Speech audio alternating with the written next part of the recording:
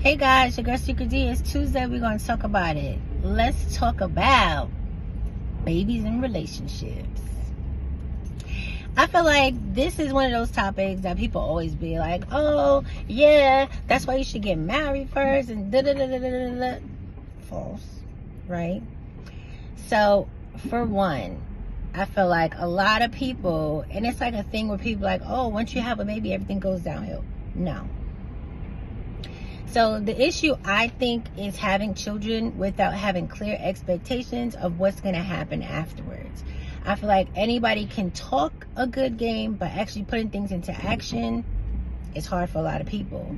I also feel like a lot of people were not raised with the mentality of, tag team parenting, right? A lot of men, and I've seen this in real life, in my own personal life, in the lives of my friends, and online, a lot of men feel like the child rearing is a woman's job. And with that, I mean, they feel like they don't have to take care of the child until they're old enough to be taught things. And I feel like that is a huge issue.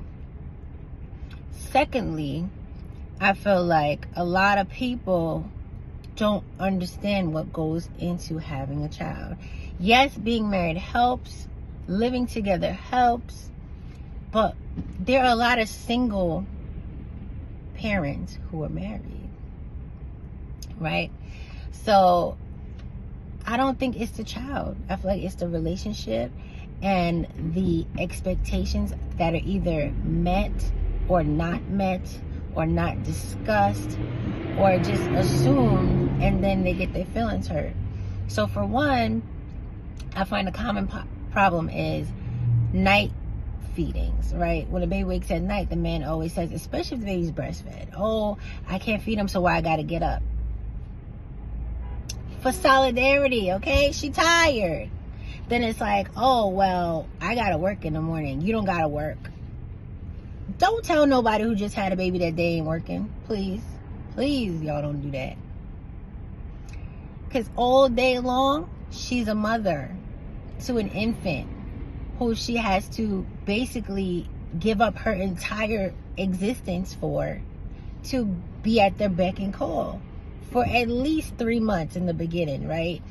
And so I feel like a lot of men don't consider what this entails, right?